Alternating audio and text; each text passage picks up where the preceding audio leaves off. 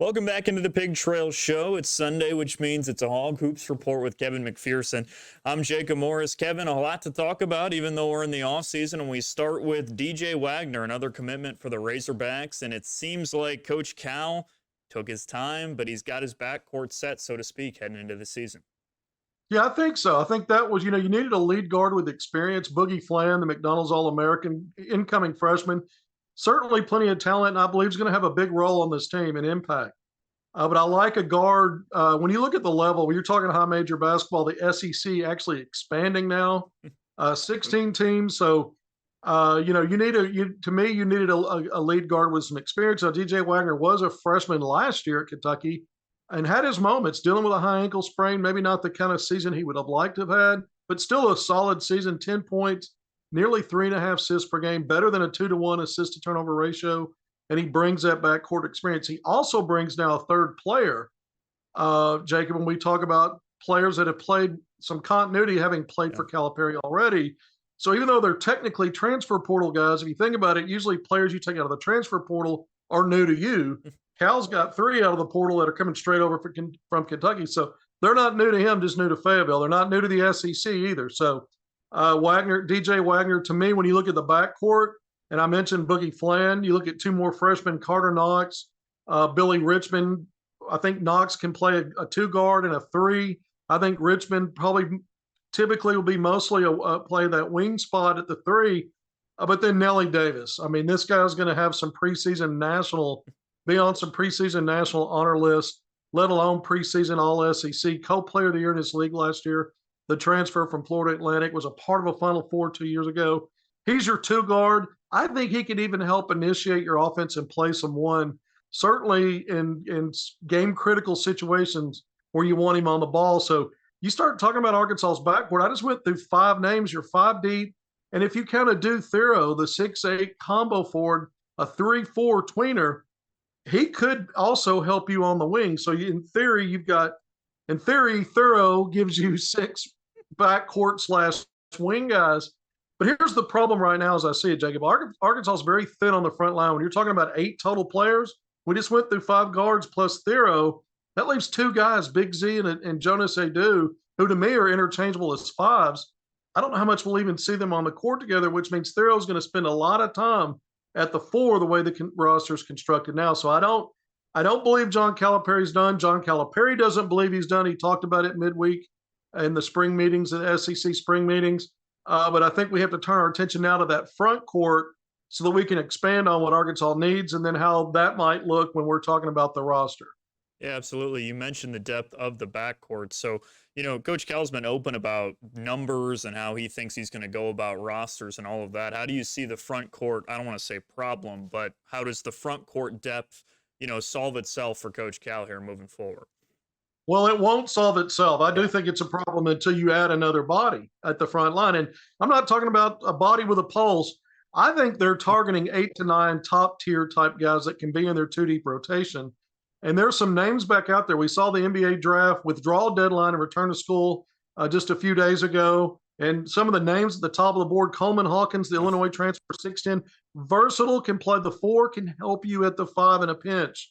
Can give you different looks because of his versatility. Maybe not just in a pinch. He can maybe play some 5 and the 5 spot and some 5 out because of all of his face-up skill. But he's a guy that's coveted coming back to college. North Carolina may be in the mix there. Some other schools to keep an eye on. But I think Arkansas could be in play there. And now that gives you at least, if you count Thero, 4 frontline pieces, 2 at the 5, 2 at the 4, and one of those 4s being a Coleman Hawkins that can also help at the 5. Hey, Trevin Brazile, he wouldn't even have to be he's out of the NBA draft pool now. He's still in the portal. The next thing he would need to do if Calipari was interested in him is just withdraw from the transfer portal and stay at Arkansas. He wouldn't even be – that'd be your one Arkansas retention guy. Calipari didn't seem to me to have any attention toward keeping any of the Arkansas players from the previous regime. But you just never know there because I think next to Coleman, he makes the most sense in terms of the 4 with some face-up skill that would complement your big men and Big Z and Jonas Adu, but that could also help you at the 5. There's some other names out there. Arthur Kaluma, the transfer from Kansas State, out of the portal. back, or excuse me, out of the NBA draft pool, back in the portal, 6'7", not as much of a 4 or 5 helper, but he could help you at the 4 and stretch the floor a little bit with his shooting skill. Another one, Jameer Watkins, the Florida State transfer that Arkansas under the previous regime had on campus this time last year and had a silent commit from before he ended up at Florida State. But another 6'7", more of a wing, 3-4, could help you in small ball 4. To me, preference would be to get someone on that. And if it's not Coleman Hawkins or Trevor Brazile, somebody with a little more size and a little more beef on the backboards and rebounding and maybe defensively being able to defend 4s and 5s. But I like Coleman Hawkins, and I'm not sure I like him a whole lot more than Trevor Brazile for that final spot. We'll see what Calipari does. It's going to be his plan, not mine. But that's how I see it dicing out. And there's a guard, 6'5", Wooga Poplar out of Miami. Intends to visit Oregon this week. Arkansas, he's talking about taking a visit to Arkansas. If you think Arkansas's backcourt is deep now, he would bring a lot. A veteran player, went to a Final Four 2 years ago, 39% from 3 on volume. Just an excellent basketball player, double-figure scorer at Miami. So Arkansas is just looking at quality right now still to fill out that 9th spot. I think it needs to be front line, though, Jacob. Yeah, absolutely. I also think Hawkins is really interesting because of, you mentioned his versatility, just how much he could potentially stretch the floor. You said it would definitely be matchup dependent, but you can imagine, right, if a team had a smaller center, they went small, Tierra at the 4 and him at the 5, all of a sudden you've got, I mean, this guy shot 36% from 3 last year, talking about Coleman Hawkins. So you're talking about defensive versatility, a lineup where everybody can handle the ball. Again, we don't know if Hawkins is going to come to Arkansas, but that could potentially be scary when you talk about a lineup like that. Well, you talk about rim protection. Both Hawkins and I go back to Brazile. Both players averaged over a block shot per game. We know Brazile was up and down with playing and getting injuries and missing games, but with still an adequate rim protector. Coleman Hawkins brings that 1.5 steals per game last year. Both guys hovering around 6 rebounds per game. You would like to see a little bit more there. But remember, they play facing the basket a lot, and they bring matchup problems of their own for opponents. So, but yeah, Coleman Hawkins, he's an interesting character. He certainly plays it up on social media. But he was a factor in a very good Illinois team, one of the top teams in the Big Ten last year, a high seed in the NCAA tournament. A lot of that was on him. And 4 years there, but it was by far his best season. And a guy that I think would really help Arkansas's front line. And I think this Arkansas team, based on the 8 we see now, Jacob, is arguably, a top 15-ish type of team in the country. I don't know what all the preseason rankings will shake out when they shake out where Arkansas will be if you just stopped at 8. But I think if you added one of the names I mentioned to get to 9, and then we'll see what Calipari does to backfill it with quote unquote full scholarship walk-ons, Pell money, camp money, blah, blah. But the top 9 guys, if they add another piece from the group of names I mentioned, let's start creeping Arkansas's preseason projections up closer to 10. And I think Arkansas also right now should be in the conversation as a top 4 preseason SEC pick based on the way the roster is constructed now. Add one more, and it, to me, solidifies a top 3 to 5 talking point when you're talking about a 16-team SEC. Yeah. And I think fans probably get a little bit of a shudders, right, when they start hearing about preseason rankings climbing up after a season ago. But regardless of all of that, remember that it's a new coaching staff, and we've kind of hit this on the head over and over and over again, but it's just a really impressive job when you talk about Coach Cal moving at his own pace and putting together a roster that, yeah, it needs another front court piece, probably like you said, but is balanced and is talent-wise up there with just about anybody in the country. He's done it at his own pace, and he's done it really well. Yeah, let's not forget some of the things with it that people have a problem with when they give you preseason or consider you for preseason rankings are Arkansas's got 0 players returning. Yeah. Well, Calipari's the coach, and he has 3 guys following him over that played for him last year, a top 10 ranked team most of the year at Kentucky. Now, those weren't necessarily the star players, but very important parts of the rotation. And then you've got a recruited class of 5 stars that most of them had been on board with him, some of them since November of last year, not all of them. Actually, a couple of them there pledged a little bit later. But the point is there's continuity in terms of guys he recruited for over a year, guys he had it with him last year. And, so the guys he's bringing out of the portal, and Jonas Adu and Nelly Davis, I mean, these are guys that have been to the final weekend or close to it. Yeah. When you talk about Adu getting to an Elite 8, but won the SEC last year at Tennessee. But you've got a multitude of reasons to understand why this team, when you look at the roster makeup, should be considered top 10-ish to 15. If they add this next piece, again, I think you push closer to 10, potentially for preseason, but also that top 3, 4, no worse than 5 in the SEC projections in remember, a 16 deep league. Yeah, and Full. Pete Thamel had a really interesting article this past week. I'm sure you saw it, just about talking with Calipari in terms of roster construction, and it was really encouraging, to your point, in terms of the critiques that have been thrown at Calipari and his lack of success in the NCAA tournament recently has been because of building through freshmen. And he was really honest, and he said we kind of had to change the way we looked at stuff. And he joked, he said, we'll see if it works moving forward, but that's encouraging as well. But hey, wrapping up, let's talk some pro hogs.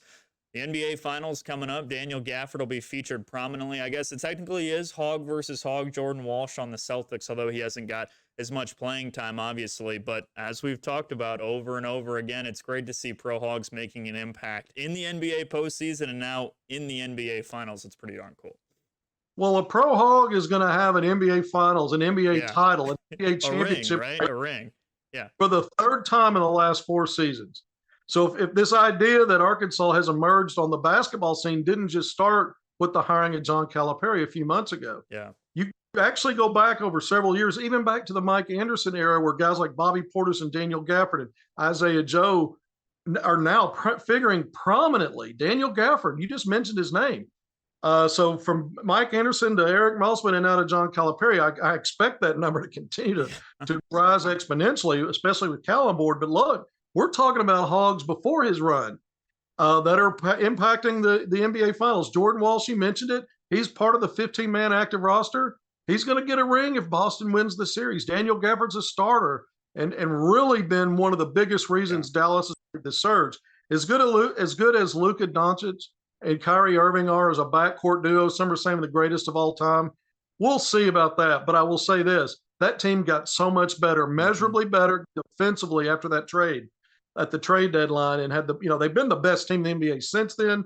The playoffs are showing it. Now they play the team that had the best record overall in the NBA. I think the Eastern Conference is not as good as the Western Conference. Let's see just how good Boston is. I think they're getting the Porzingis back after he missed most of the playoffs, if not all of it. This will be a fascinating matchup. I hope it goes 7. But Daniel Gafford or Jordan Walsh, again, you go back, Bobby Portis 4 years ago with the Bucks getting a ring. The next year, Moses Moody is a rookie playing rotation minutes in the Western Conference Finals against the Dallas Mavericks. Team went on to beat Boston in the finals. A ring for Moody. No pro hog in the finals last year. We know the Nuggets won it in the Joker. This year, it'll be another pro hog. What can we say about the state of basketball? It's why I cover it, Jacob, from the high school level to the Razorbacks and college level, all the way to the pros. It is a basketball state, and the proof is in the pudding. Yeah, and I think the whole Gafford story was just awesome because it's fascinating, right? NBA is a league of stars, obviously. You mentioned Doncic, you mentioned Irving on that team, but I think nothing better showed just the value of a guy like Daniel Gafford than Oklahoma City not making a move for a big exactly like Gafford at the trade deadline. Dallas makes the move for really pennies on the dollar, grabs him from Washington, and he comes over, and he's a massive reason why Dallas then goes ahead and beats Oklahoma City that didn't make a move. Obviously, you're going to talk about Doncic and Irving, but it's been so much fun to watch the role Gafford's played because I remember as the season started, you talked about him. You said, yeah, he's on Washington, but he's been one of the most productive players on the Wizards. Just nobody's talking about him because it's the Wizards, and here he is making a massive impact on a team that's in the finals. Those were the conversations we were having. It's year 5, and I've looked at his game. He has really matured as a player. And you can hear it when he's interviewed. Yeah. You can see it in his body language. And the little tricks of the trade as a veteran, he's learned how to use his to leverage his center of gravity because he's always been kind of a slender guy. Yeah, he's added weight and gotten stronger, but there's a lot of big bodies in the NBA. But he's learned how to play against physicality through contact. We know he can play above the rim. He's having his best year in terms of rebounding volume. He's really figured it out. And defensively, he can be a monster because he changes everything. When guards drive in, they'll kick the ball back out. They don't want to challenge him at the rim. And some of the big men, he just eats them up, blocking shots against some of the best bigs in the NBA. And it's not only Arkansas Razorback guys, pro hogs we talk about, Gafford, Portis, Moses Moody. They're all in-state guys. They're all Arkansans that went on to be Razorbacks and Pro Hogs. Jordan Walsh, obviously from Texas, part of Eric Melsman's 3 5-stars, one and dones a couple of years ago. Either guy that gets it. Jordan Walsh is great. We have him on all the time. You've been part of some of our interviews with him. We're going to get him on again soon. Nice. But this is exciting if you're a Pro Hog fan who's wanting to watch them play in the NBA Finals. I think a lot of fans will be tuned in. Should be a lot of fun. Again, as we say every single time, it only makes the brand stronger when guys like that are playing at the highest level. That's going to do it for this week's Hog Hoops Report. That's Kevin McPherson. I'm Jacob Morris. More Pig Trail Show coming up after the break.